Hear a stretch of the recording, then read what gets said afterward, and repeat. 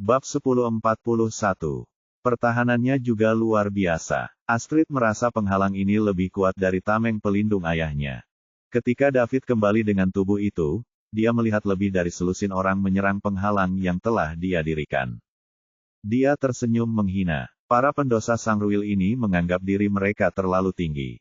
Mereka bahkan tidak berada di Celestial Rank, namun mereka ingin menerobos penghalang pikirannya. Betapa delusi. Kedatangan David langsung menarik perhatian semua orang. Wajah Astrid dan yang lainnya tampak terkejut. Di sisi lain, lebih dari selusin bibrida Sangruil Siner menunjukkan kepanikan di mata mereka. Apa yang mereka lihat? Bocah ini benar-benar menyeret kembali mayat pemimpin mereka. Pemimpin mereka berada di Celestial Rank, dan dia terbunuh dengan mudah. Tidak ada yang mengatakan apa-apa, dan lebih dari selusin orang berpencar dengan tergesa-gesa, berlari menyelamatkan diri. Kekuatan pemuda ini terlalu menakutkan. Bahkan pemimpin mereka, yang berada di Celestial Rank, bukanlah tandingannya. Bukankah mereka akan meminta kematian jika mereka tetap tinggal? Mereka harus kembali dan segera melapor kepada raja. David melihat bibrida yang melarikan diri, membuang mayat di tangannya, dan segera mengejar mereka. Dia harus membunuh mereka semua. Dia tidak ingin fotonya muncul di depan Raja Sangruil. Bukan lelucon untuk dikejar oleh Sangruil Sinners. Setelah beberapa saat, David menggunakan kekuatan pikirannya untuk membawa kembali semua mayat bibrida. Astrid dan geng sudah sangat terkejut oleh David. Bahkan para penjaga istana tidak dapat mengalahkan para pendosa Sangruil, tetapi Daud membunuh mereka dengan begitu mudah.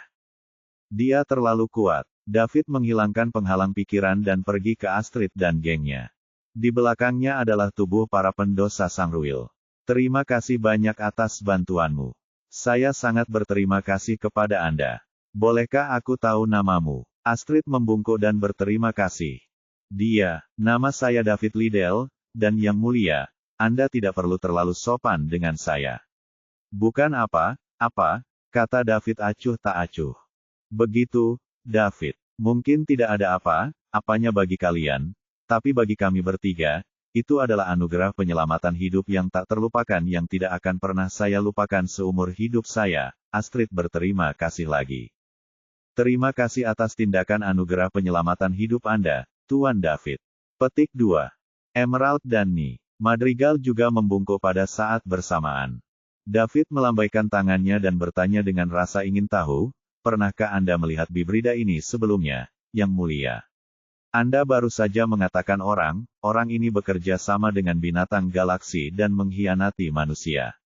Ada apa dengan itu? Petik 2. David, ini pertama kalinya aku melihat bibrida seperti itu. Jika saya menebak dengan benar, Sangruil Sinners seharusnya bekerja sama dengan NINE, Headed Serpents, salah satu binatang galaksi. Mereka seharusnya mentransplantasikan sel 9, menuju ular ke dalam tubuh mereka, sehingga mereka dapat memasuki mode binatang buas ini. Sementara itu, ular berkepala 9 adalah musuh manusia. Mereka paling suka memakan manusia, dan mereka sudah lama ingin menahan manusia agar kita bisa menjadi makanan mereka kapanpun mereka mau, jawab Astrid. Ular berkepala 9 suka memakan manusia, tapi para pendosa Sangruil masih berani bekerja sama dengan mereka. Apakah mereka tidak takut hal akan keselatan? Dan apakah ular berkepala 9 sangat kuat? Di mana mereka tinggal? David terus bertanya.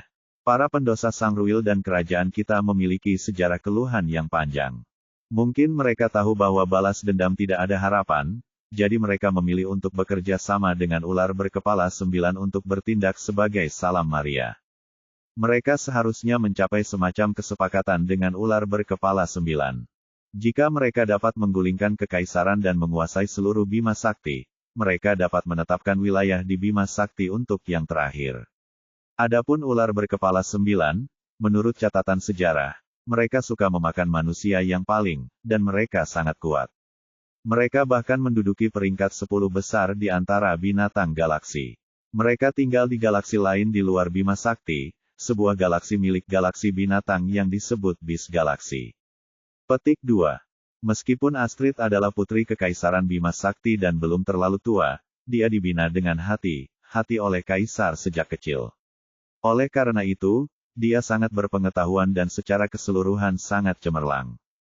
Begitu banyak pikiran memenuhi pikirannya hanya dengan melihat Bibrida Sangruil Siner, sementara analisisnya juga sangat masuk akal. Itu hampir sama dengan situasi sebenarnya. David pun merasa analisa tersebut sangat kredibel setelah mendengarnya. Pendosa Sangruil bekerja sama dengan ular berkepala 9, dan setelah mereka menggulingkan kekaisaran, pendosa Sangruil mungkin akan memberi mereka sebagian dari galaksi. Menilai dari hal ini, tidaklah berlebihan untuk mengatakan bahwa para pendosa Sangruil ini telah mengkhianati umat manusia dan pendosa terhadap seluruh umat manusia. Bab 1042. Terima kasih, Yang Mulia, karena telah menghilangkan kebingungan saya. Kalau begitu, ayo turun dulu. Orang yang akan menjemput Anda harus segera datang. Juga, menurut Anda bagaimana kita harus menangani ini mayat? Mereka harus layak diteliti, kata David. Meskipun dia masih memiliki banyak pertanyaan tentang Sangruil Sinners dan Galaxy Beast, jelas tidak cocok untuk terus bertanya di sini. Dia akan pergi ke kamar meteor ketika dia punya waktu. Melakukan hal itu juga akan memberinya beberapa poin mewah. Nyamuk tetap daging tidak peduli seberapa kecil mereka. Kita bisa menyerahkan mayat itu ke Imperial Research Academy. Saya percaya para ahli itu akan sangat senang melihat ini. Ini akan bermanfaat bagi kekaisaran untuk berurusan dengan pendosa Sangruil dan ular berkepala 9 di masa depan, jawab Astrid. Oke, kalau begitu kita serahkan mayatnya pada mereka. Petik 2. Biarkan aku berterima kasih atas nama kekaisaran. Saat ini, hari sudah malam. David menutupi ketiganya dengan kekuatan pikirannya, menghindari semua pengawasan, dan diam turun ke planet Boundless dan mendarat di pesawatnya. Halaman. Dia tidak ingin Burg tahu tentang ini karena dia akan membuat keributan besar tentang ini. Putri Astrid telah diselamatkan. Karena itu, David percaya bahwa Kaisar-Kekaisaran Bima Sakti tidak akan lagi meminta pertanggungjawaban semua orang. Selanjutnya, dia akan membawa Mia pergi dari planet Boundless dan menuju ke pusat paling makmur di Bima Sakti. David menghubungi Mia dan memintanya untuk datang. Setelah Mia tiba di halaman rumah David, dia sedikit bingung saat melihat Astrid dan kawan-kawan yang tiba-tiba muncul. Kesan Mia tentang Putri Astrid, sang periharpa, hanya ada padanya di jamuan kenegaraan 8 tahun lalu. Kini setelah 8 tahun berlalu, dan Astrid kembali mengenakan cadar, Mia tidak mengenalinya. Astrid dan kawan cukup senang saat melihat Mia. Lagi pula, dia adalah salah satu dari 4 peri dan cukup terkenal. Astrid dan Emerald semakin bersemangat karena mereka berdua menyukai Mia. Mereka sering menonton tarian Mia di internet. Namun, identitas mereka terlalu berbeda, jadi mereka tidak pernah memiliki kesempatan untuk bertemu. Tuan David, mengapa Anda meminta saya datang ke sini? Tanya Mia. Mia, ini Putri Astrid dari Kekaisaran Bima Sakti. Aku telah menyelamatkannya, jadi sekarang kita bisa meninggalkan planet Boundless. Anda harus kembali dan bersiap, dan kami akan segera berangkat, kata David langsung ke intinya. Dia tidak mau lagi buang waktu di sini. Semakin cepat dia pergi, semakin baik. Apa? Petik 1. Mia menatap Astrid dengan kaget. Yang Mulia Putri Astrid. Petik 2. Halo, Peritari, saya Putri Astrid. Senang bertemu dengan Anda. Aku sangat menyukaimu, dan aku sering menonton tarianmu. Kali ini, akhirnya aku bisa bertemu langsung denganmu. Astrid mengulurkan tangannya dan berkata dengan murah hati. Namun, Mia tak berani memegang tangan Astrid. Ini adalah Putri Astrid, putri kesayangan Kaisar-Kekaisaran Bima Sakti. Dia adalah seseorang yang harus dihormati dan diberi hormat oleh kekuatan utama Bima Sakti setiap kali mereka melihatnya. Bagaimana dia berani memegang tangan mulia Astrid? Halo, Yang Mulia Putri Astrid, Mia. Buru-buru membungkuk dan berkata dengan hormat. Astrid cepat melangkah maju untuk membantu Mia berdiri dan berkata, Peritari, kamu tidak perlu terlalu sopan. Kamu lebih tua dariku, jadi aku akan memanggilmu dengan namamu saja, bagaimana menurutmu? Petik 2. Bagaimana itu mungkin? Tidak mungkin. Apa yang telah kulakukan agar Putri Astrid memanggilku dengan nama? Mia menolaknya dengan cepat. Kenapa tidak? Kita bisa melakukan apapun yang kita inginkan. Anda tidak perlu takut meskipun ayah mengetahuinya. Aku hanya akan memintanya untuk mengambilmu sebagai putri baptisnya. Saat itu terjadi, kamu akan menjadi adikku. Siapa yang bertanya kepada saya tidak pernah memberi saya seorang kakak perempuan atau lebih tua. Yang saya punya hanyalah saudara-saudara, kata Astrid gembira. Mia merasa dia akan pingsan.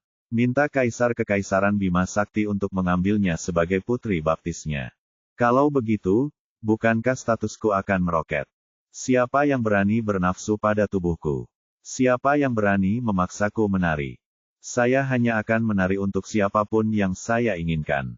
Kalau saya tidak mau, tidak ada yang bisa memaksa saya. Petik 1. Bab 1043. Bab 1043. Mia buru-buru menggelengkan kepalanya, menyingkirkan pikiran yang tidak realistis ini. Siapa Kaisar, dan bagaimana dia akan menerimanya sebagai putri baptisnya? Putri Astrid pasti bercanda. Jangan lakukan ini, Yang Mulia. Kami semua percaya pada Yang Mulia, dan saya memiliki kesadaran diri. Saya tidak mampu menjadi putri Yang Mulia. Saya tidak peduli. Aku akan memanggilmu dengan namamu mulai sekarang, kata Astrid tegas. Yah, terima kasih atas pemujaannya, Yang Mulia. Bisakah Anda hanya memanggil saya seperti itu ketika hanya ada kita berdua, Yang Mulia? Saya mungkin tidak dapat menanggung akibatnya jika Anda memanggil saya seperti itu di depan umum, kata Mia sambil tersenyum masam. Sang putri memanggilnya dengan namanya seharusnya menjadi kesempatan yang sangat membahagiakan. Namun, Mia sedikit tidak senang. Sejujurnya, status Putri Astrid terlalu tinggi. Mia takut dia akan dipukuli sampai mati oleh saudara laki-laki Astrid jika tersiar kabar. Baiklah, sudah beres. Astrid berpikir sejenak dan berkata, terima kasih, Yang Mulia. Kalau begitu aku akan kembali dan bersiap sekarang. Tolong tunggu sebentar untuk saya, Tuan David, Yang Mulia, kata Mia. Dia mengira Putri Astrid juga akan meninggalkan planet Boundless bersama mereka. Di mana daerah paling makmur di Bima Sakti? Tentu saja, itu adalah wilayah yang tersebar di sekitar planet Royal. David sedang menuju ke jantung paling makmur di Bima Sakti. Yang Mulia telah mengalami pengejaran dan pembunuhan para pendosa Sangruil, jadi dia pasti akan kembali ke planet Royal. Bagaimanapun, mereka akan pergi ke arah yang sama. Mau kemana kamu, Dav? Tanya Astrid tiba-tiba. Kita akan pergi ke tempat paling makmur di Bima Sakti, jawab David.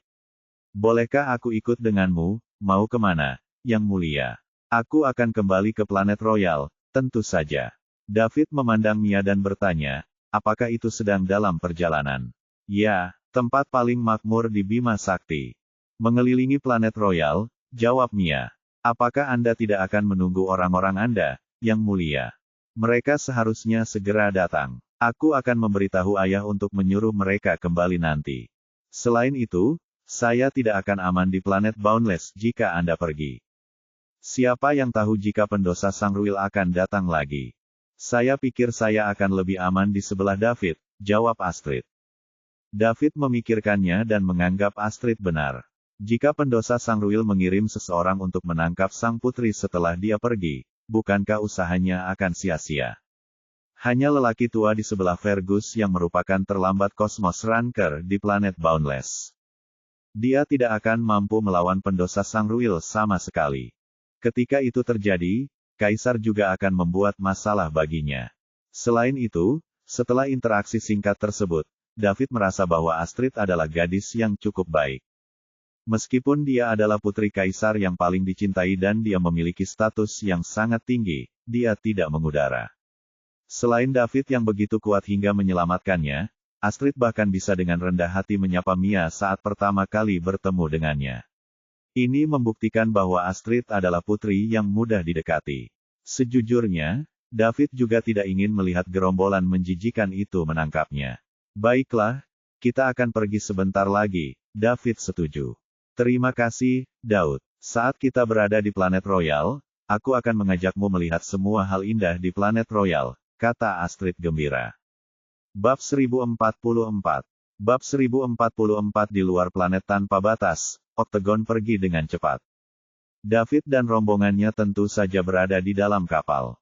Untuk menghindari masalah, David tidak memberitahu Burke tentang dia menyelamatkan Putri Astrid sebelum dia pergi. Burke berdiri dalam kehampaan, menatap Octagon dengan ekspresi tidak senang.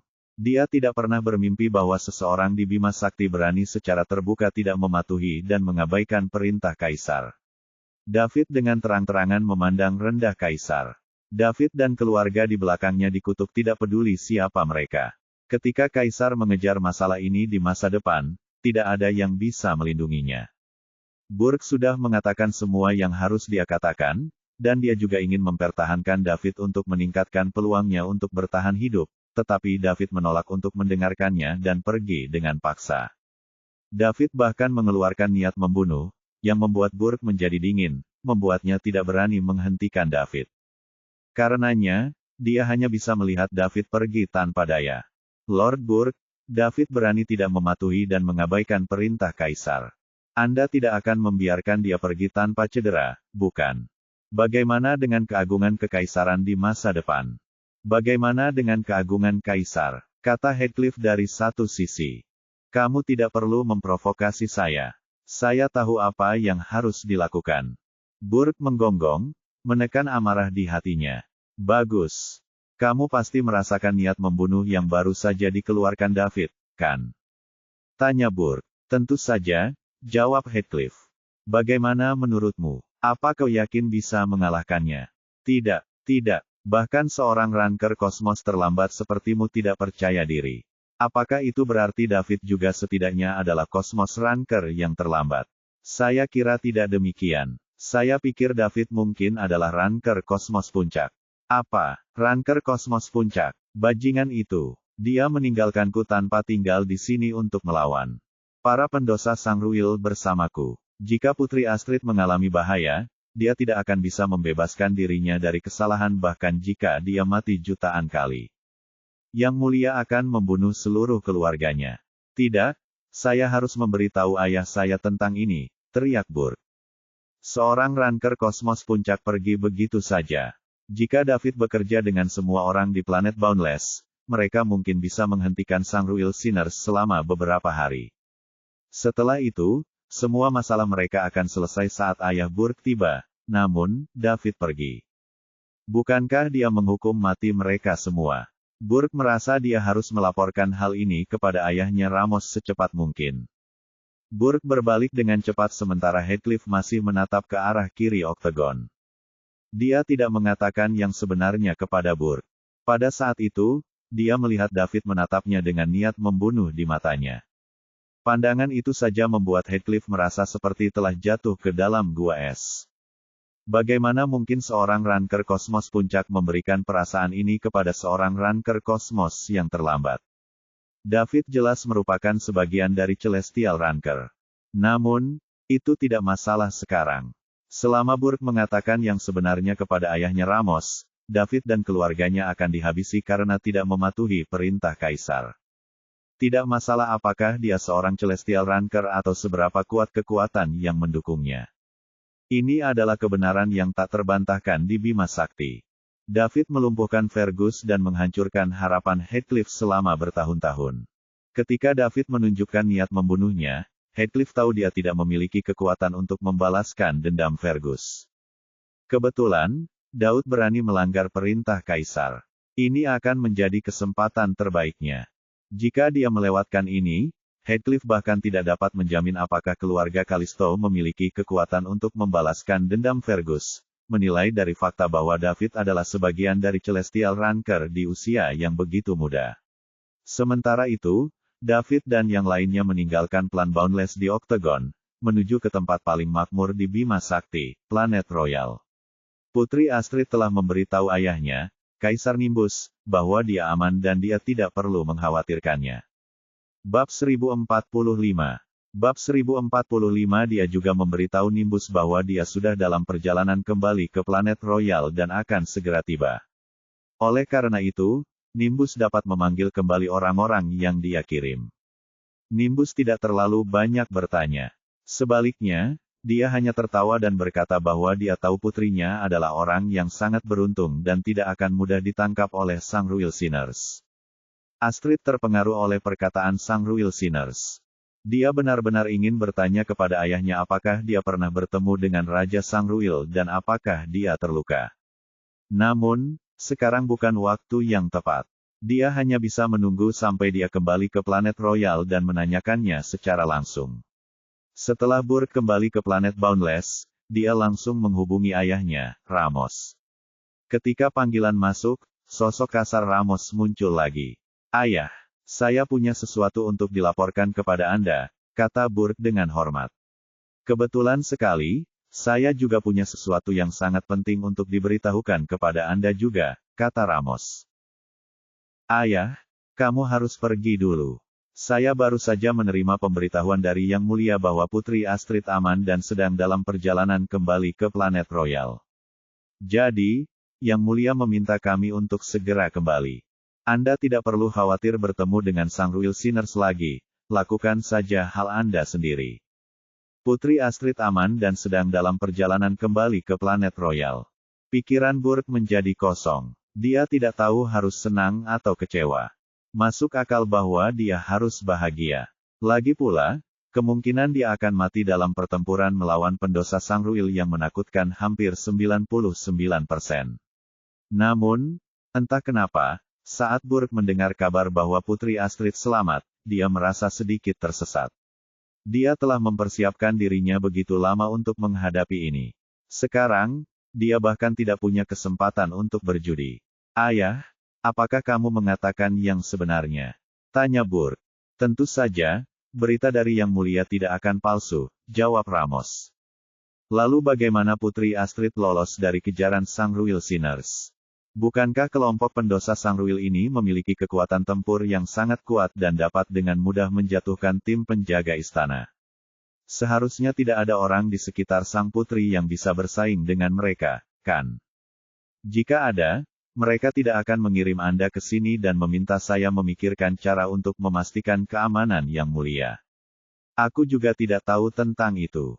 Yang Mulia hanya mengatakan bahwa Putri Astrid aman dan mari kita segera kembali. Dia tidak memberitahu kami situasi spesifiknya, jadi tentu saja, kami tidak berani bertanya. Ngomong-ngomong, apa yang ingin kamu katakan?" Burke tidak tahu harus berkata apa sekarang. Karena Putri Astrid selamat, perintah Kaisar dicabut. Orang-orang di planet Boundless bisa bergerak dengan bebas sekarang, jadi tidak masalah jika David meninggalkan planet Boundless. Namun, saat David pergi, dia tidak mendengar kabar bahwa Putri Astrid aman. Planet tanpa batas masih dalam keadaan siaga tinggi, jadi kepergian David sudah merupakan pelanggaran terhadap perintah Kaisar. Tentu saja, terserah Burke untuk memutuskan apakah ini bertentangan dengan hukum. Ketika dia mengingat niat membunuh yang ditunjukkan David ketika dia pergi, dan bagaimana dia bahkan dengan paksa mengambil Mia, yang diundang Burke tidak hanya memutuskan untuk melaporkan ini, dia bahkan memutuskan untuk menambahkan bahan bakar ke dalam api. "Karena kamu tidak peduli padaku, maka jangan salahkan aku karena tanpa ampun. Bisakah kamu melawan kekaisaran bahkan jika kamu atau keluargamu jahat? Kamu akan tahu konsekuensi menyinggung perasaanku ketika Kaisar menyelidiki ini. Juga itu, Mia, apakah Anda pikir Anda dapat mengabaikan saya setelah Anda menemukan dukungan? Tunggu saja, kalian semua akan segera membayar harga yang menyakitkan." Bab 1046. Bab 1046, Ayah, tadi, Puncak Kosmos Ranker secara terang-terangan tidak mematuhi perintah Kaisar dan secara paksa meninggalkan planet Boundless karena dia mendengar bahwa pendosa Sang Royal terlalu kuat, dan dia takut mereka akan membunuhnya. Ketika saya menghentikannya, dia malah menyerang dan melukai saya. Saya tidak cukup kuat, pada akhirnya, saya hanya bisa melihatnya meninggalkan planet Boundless, dan tidak ada yang bisa saya lakukan. Batuk-batuk-batuk. Burke terbatuk beberapa kali untuk menunjukkan bahwa dia memang terluka. Ramos mengerutkan kening. "Apakah kamu mengatakan yang sebenarnya?" "Ayah, semua yang saya katakan itu benar, dan saya tidak akan pernah berani berbohong. Seseorang benar-benar berani melanggar perintah Kaisar. Siapa nama orang ini? Dari mana dia berasal? Jika situasinya benar, kami akan memusnahkan seluruh keluarganya. Ayah, nama pria ini adalah David. David tidak tahu militer telah mendapatkan namanya. Mungkin tidak lama lagi dia menjadi orang yang paling dicari di Kekaisaran Bima Sakti. Namun, bahkan jika dia tahu, dia tidak akan peduli. Putri Astrid dari Kekaisaran berada di oktagonnya. Jika ada masalah, dia bisa menyelesaikannya hanya dengan satu kata. Musik merdu terdengar dari dalam oktagon. David sedang menyeruput teh di kursinya sambil mendengarkan peri harpa memainkan harpanya dan menonton tarian peri penari. Dia menjalani kehidupan yang sangat bebas dan mudah sekarang. Dia adalah orang pertama di Bima Sakti yang menyaksikan peri harpa dan peri tari tampil bersama. Banyak orang di Kekaisaran Bima Sakti bisa menonton tarian dan dari Mia. Namun, tidak banyak yang berhak mendengarkan penampilan harp Fairy Astrid. Jika orang luar tahu tentang ini, mereka akan menjadi gila karena iri hati. Kedua peri itu berkolaborasi, sedangkan salah satunya adalah Putri Astrid yang paling misterius, yang menyandang status tertinggi. Bahkan Kaisar Kekaisaran Bima Sakti tidak menerima perlakuan seperti itu. Tentu saja, ini karena dia tidak mau atau tidak tertarik. Jika dia mau, dia bisa melakukan apa saja di Bima Sakti. Setelah pertunjukan, David mengeluh. Seperti yang diharapkan dari dua peri di antara empat peri di Bima Sakti, kolaborasi mereka sangat menyenangkan. Seseorang dapat menerima kesenangan tertinggi melalui stimulasi visual dan audio. David bertanya-tanya seperti apa dua peri lainnya. Mereka seharusnya tidak terlalu buruk juga. Hanya yang layak yang pantas mendapatkan reputasi seperti itu. Jika dia memiliki kesempatan di masa depan, David akan mengumpulkan keempat peri untuk tampil. Efeknya pasti akan lebih baik dari ini. Tepuk-tepuk-tepuk. David bertepuk tangan ringan. Dia adalah satu-satunya di aula, selain dari dua peri pertunjukan. Karena perbedaan status mereka yang sangat besar, yang lain tidak berani menonton penampilan Putri Astrid. Oleh karena itu, mereka meninggalkan ruangan dengan hati-hati. Spektakuler. Performa Anda sempurna. Anda dapat mencapai efek ini meskipun ini adalah pertama kalinya Anda bekerja sama. Betapa mengejutkan. David tertawa dan memuji mereka. Terima kasih atas pujian Anda, Tuan David. Terima kasih, Daud. Mia dan Astrid berkata bersamaan. Kamu terlalu rendah hati. Merupakan kehormatan bagi saya untuk menjadi yang pertama melihat kalian berdua bekerja bersama. Seharusnya aku yang berterima kasih pada kalian berdua. Anda harus lelah. Ayo istirahat dan minum teh. David bangkit dan menuangkan 2 cangkir teh untuk para peri. Kemudian, Mia dan Astrid berjalan mendekat untuk duduk. Terima kasih, Tuan David. Terima kasih, Daud. Setelah mereka mengatakan itu, mereka mengangkat cangkir dan meneguknya. Bab 1047. Kami berteman, jadi kamu tidak perlu bersikap sopan. Petik 2. Mia, kamu sangat pandai menari. Petik 2. Astrid, kamu bahkan lebih mahir memainkan harpa. Kedua peri itu saling melengkapi. Selanjutnya, mereka bertiga mulai mengobrol. Bisakah Anda ceritakan tentang penjelajahan Anda selama bertahun-tahun itu, David? Saya sebenarnya suka berpetualang dan menjelajahi berbagai lokasi, tetapi ayah saya tidak pernah membiarkan saya meninggalkan planet Royal. Aku menyelinap keluar kali ini, tapi sayangnya, aku membunuh tim penjaga istana karena kesengajaan saya. Saya mungkin tidak memiliki kesempatan untuk meninggalkan planet Royal di masa depan, kata Astrid dengan sedikit sedih. Astrid, jangan kecewa. Aku akan sering datang ke planet Royal untuk menemanimu di masa depan, Mia menghibur. Benarkah? Itu bagus. Karena kamu mengatakan ini, jadi kamu tidak bisa mengingkari janjimu. Petik 2. Setelah Astrid selesai berbicara, dia mengeluarkan 2 token emas. Kata, Barlowe, diukir di atasnya, dan di bawah, Barlowe, adalah nama, Astrid. Kemudian, dia menyerahkan kedua token itu masing-masing kepada Mia dan David dan berkata, David, Mia, ini token saya. Ketika Anda tiba di planet Royal, seseorang akan membawa Anda langsung menemui saya jika Anda menunjukkan ini kepada mereka. Petik 2. Mia dengan senang hati mengambil token itu. Ini setara dengan jimat pelindung. Jika dia memiliki token eksklusif Putri Astrid, tidak ada yang berani memaksanya melakukan apapun yang tidak disukainya. David ragu sejenak tetapi mengulurkan tangan dan mengambilnya. Astrid melakukan ini karena kebaikan, jadi dia akan menganggap sedikit tidak masuk akal jika dia tidak mengambilnya. David mulai mengarang cerita petualangan untuk mereka berdua. Lagi pula tidak ada yang akan menemukan kebenarannya. Kedua peri itu tercengang saat mereka mendengarkan David. Mereka bahkan sesekali mengepalkan tangan dan merasa gugup untuk David. David terhibur. Mereka memang gadis kecil yang tidak berpengalaman. Saya bisa memukau mereka hanya dengan cerita yang saya buat. Sejujurnya, Mia dan Astrid tidak semudah itu dibodohi. Mia telah bergaul dengan begitu banyak orang hebat selama bertahun-tahun. Jika dia masih bisa suci, itu berarti dia bukan orang yang sederhana. Meskipun Putri Astrid berusia sekitar 25 atau 26 tahun, kira-kira seusia dengan David, dia lahir di keluarga kerajaan sehingga dia telah melihat banyak hal sejak dia masih muda. Alasan David bisa mengejutkan mereka berdua adalah karena mereka mengenal David kekuatannya. Jika dia bisa dengan mudah membunuh Sang Wilsiners yang bisa membunuh tim penjaga istana, maka dia setidaknya adalah seorang celestial ranker menengah. Yang terpenting, dia masih sangat muda. Dia pasti menemui banyak bahaya dan kesulitan untuk sampai ke tahap ini. Itulah sebabnya keduanya percaya hampir semua yang dibuat David. Saya tidak menyangka bahwa Anda telah menemui begitu banyak bahaya dan kesulitan, Tuan David. Tidak heran Anda begitu kuat di usia yang begitu muda.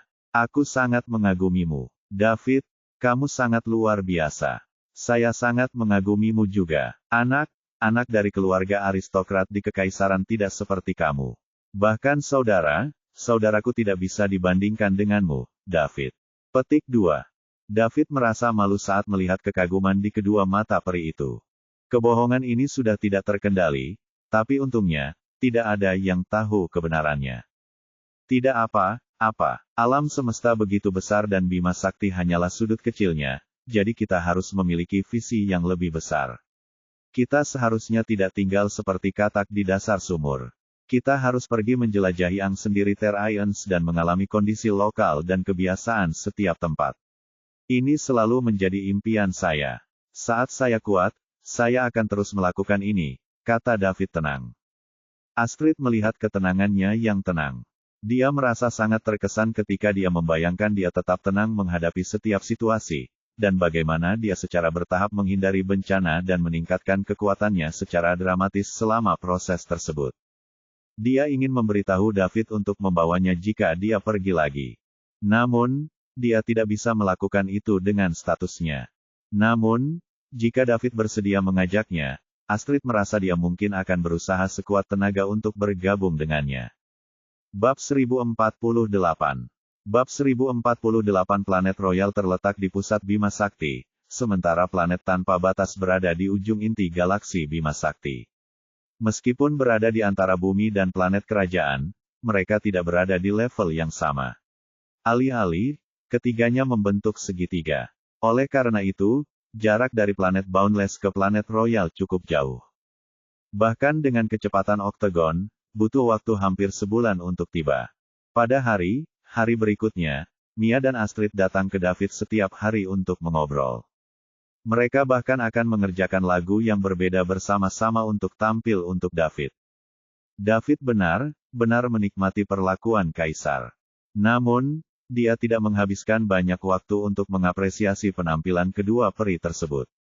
David menghabiskan lebih banyak waktu untuk mengajukan 2 pertanyaan tentang semua aspek Bima Sakti, dengan alasan bahwa dia sudah lama tidak kembali.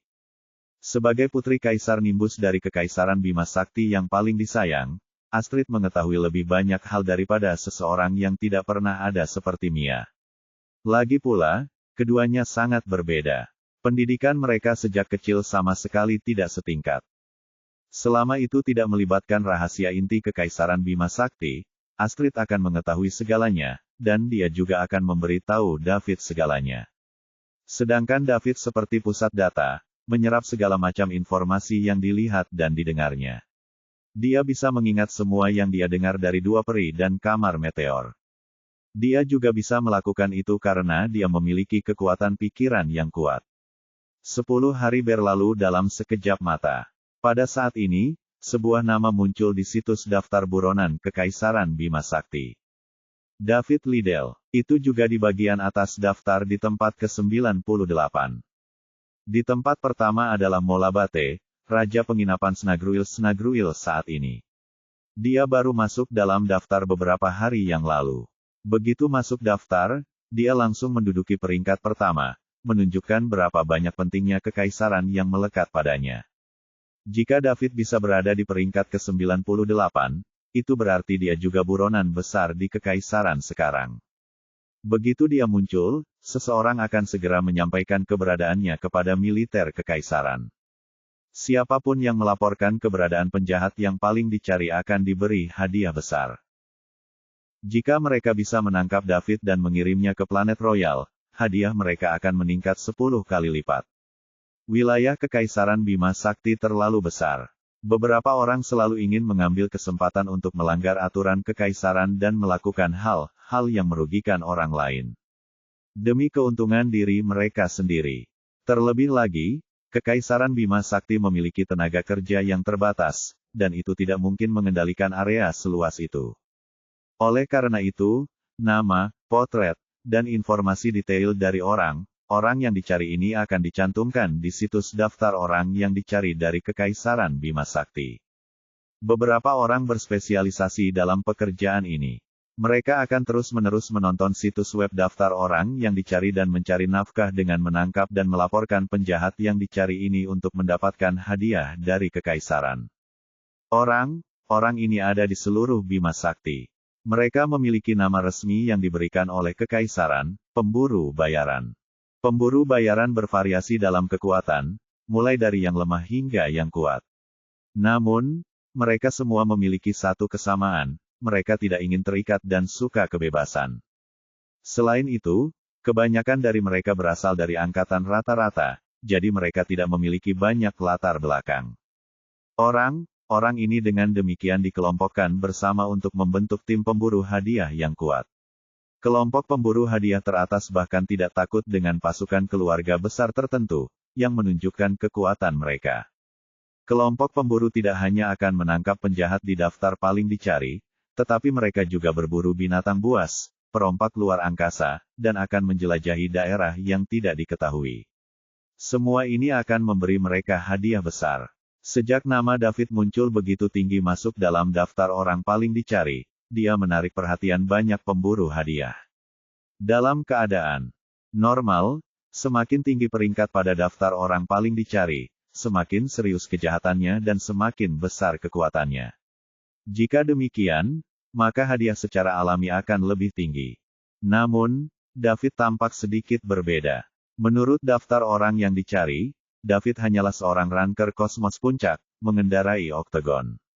Dia bahkan bukan celestial ranker parsial, tapi dia bisa masuk dalam daftar 100 orang paling dicari. Ini sangat jarang. Oleh karena itu, setiap pemburu bayaran yang melihat ini pasti akan bergegas mencari jejak David. Bab 1049. Bab 1049 sebuah kelompok pemburu hadiah bahkan mungkin akan dikirim. Jika ada yang menangkap 100 penjahat paling dicari di daftar paling dicari, mereka akan mendapat hadiah yang sangat besar. Beberapa kelompok pemburu hadiah sangat bersemangat. Planet tanpa batas. Istana tempat tinggal Burg. Hahaha. Petik 2. Menyebarkan tawa menyebar ke seluruh istana. Burg juga orang pertama yang mendapat kabar bahwa David masuk dalam daftar orang yang paling dicari.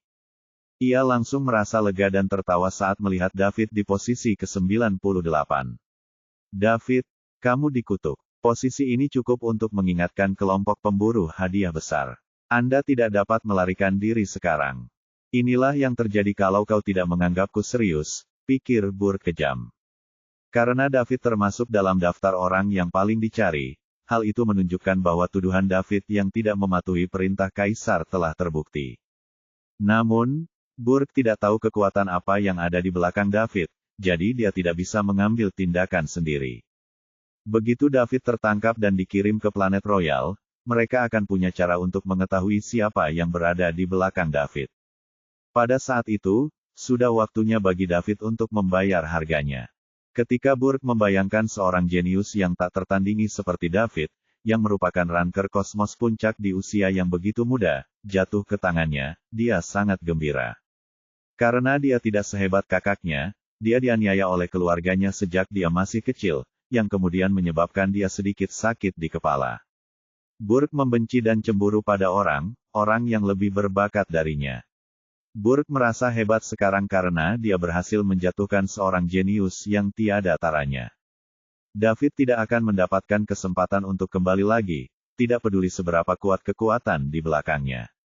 Kaisar adalah satu-satunya dewa di Bima Sakti. Tidak ada yang akan menyampaikan perintah Kaisar dengan berani, bahkan keluarga Drake, yang menduduki peringkat pertama dalam 8 keluarga terkemuka. Begitu keturunan langsung mereka melakukan ini, keluarga Drake pasti akan memutuskan hubungan dengan mereka dan mengirim mereka langsung ke Plain Royal. Pada saat yang sama, mereka juga akan menderita akibat yang berat. Siapa yang meminta mereka untuk tidak mendidik keturunannya dengan baik? Bukan hanya David yang dikutuk, tapi Mia juga akan terlibat. Dengan kekuatan keluarga Concord yang sangat sedikit, mereka pasti akan musnah. Ini adalah hasil dari mengikuti orang yang salah. Sayangnya, 4 peri di Bima Sakti akan segera menjadi 3 peri. Aku ingin tahu apakah Mia akan menyesal meninggalkan planet Boundless bersama David ketika suatu saat tiba. Petik 1.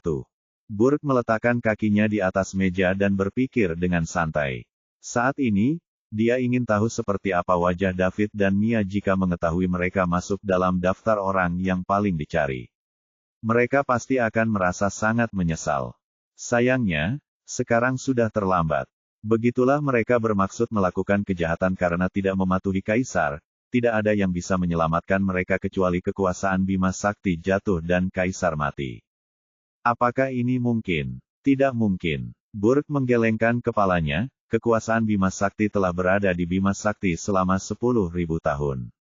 Itu bahkan menghancurkan Sang Ruil yang sangat arogan ribuan tahun yang lalu dan menyatukan seluruh Bima Sakti. Selain itu, Kaisar adalah nomor 1 di Bima Sakti, dan dia akan memasuki alam abadi. Bab 1050. Bab 1050 Kekosongan di dalam inti dalam galaksi Bima Sakti. Fergus terbaring tak bergerak di tempat tidur di dalam kapal perang Bima Sakti yang bergerak cepat. Heathcliff berdiri dan mengatakan sesuatu padanya.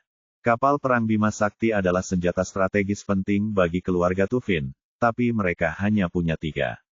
Sebaliknya, tidak demikian halnya dengan keluarga Kalisto. Lagi pula, meskipun kedua keluarga itu termasuk di antara 8 keluarga terkemuka, kekuatan mereka sangat berbeda. Sebagai 3 pewaris teratas keluarga Kalisto, Fergus cukup beruntung ditugaskan di kapal perang Bima Sakti. Ini juga merupakan simbol statusnya di keluarga Kalisto. Sayang sekali Fergus lumpuh, yang berarti ini mungkin terakhir kalinya dia menaiki kapal perang Bima Sakti. Keluarganya pasti akan mengambil kembali kapal perang Bima Sakti ketika dia kembali ke keluarga. Bagaimana mungkin seorang cacat memiliki kapal perang Bima Sakti? Heathcliff, apakah kamu mengatakan yang sebenarnya? Tanya Fergus dengan suara gemetar. Tuan Fergus, ini benar sekali. Nama David telah terdaftar di situs web daftar orang yang dicari kekaisaran dan berada di peringkat ke-98. Dia ditakdirkan, kata Heathcliff. Bagus. Ini bagus. Selama dia ada di daftar orang yang paling dicari, dia tidak bisa lepas dari kematian, tidak peduli seberapa berbakatnya dia dan seberapa kuat kekuatan di belakangnya. Bahkan Tuhan pun bisa. Aku tidak tahan dan ingin membunuhnya, kata Fergus bersemangat. Ini adalah berita terbaik yang dia dengar sejak David melumpuhkannya, dan ini juga pertama kalinya dia tertawa terbahak-bahak. Ya, David ditakdirkan sekarang karena dia ada di daftar orang paling dicari di kekaisaran. Dia tidak bisa lepas dari ini tidak peduli seberapa kuat dia. Jadi, Anda dapat yakin, Tuan Fergus, desah Heathcliff. Meskipun David tidak bisa lepas dari kematian, Master Fergus yang licik dan licik dari keluarga Kalisto juga telah tamat.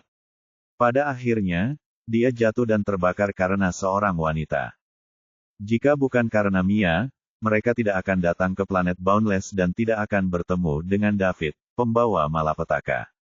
Heathcliff mengirim berita tentang Fergus yang lumpuh kembali ke keluarga, yang segera menyebabkan kejutan besar. Setelah ditentukan bahwa Fergus tidak dapat disembuhkan dan hanya bisa menghabiskan sisa hidupnya di tempat tidur, banyak orang yang semula mendukung Fergus segera beralih ke keturunan langsung lainnya dari keluarga Callisto. Menteri yang hendak menikahkan putrinya dengan Fergus itu pun mengalihkan sasarannya ke pewaris lain keluarga Callisto, putra ke-17 keluarga Callisto. Ini adalah kenyataan. Tidak peduli seberapa pintar seorang cacat, dia tidak akan layak untuk diperhatikan semua orang. Fergus berbaring di tempat tidur, menatap langit, dan tidak berkata apa-apa. David pasti akan mati, jadi dia telah dibalaskan. Namun, dia hanya bisa menghabiskan hidupnya di tempat tidur. Saat ini, semua anggota tubuh Fergus hancur. Tulang, pembuluh darah, meridian, dan ototnya semuanya telah menjadi kumpulan daging busuk. Beberapa organ tubuhnya juga rusak parah. Jadi, dia hanya bisa menggerakkan kepalanya. Jika ingin melanjutkan hidup, ia harus menjalani pengobatan jangka panjang. Ini benar-benar tidak dapat diterima untuk mantan jenius seperti dia. Heathcliff memperhatikan sebentar sebelum mundur perlahan. Fergus menyaksikan air mata mengalir di wajahnya perlahan.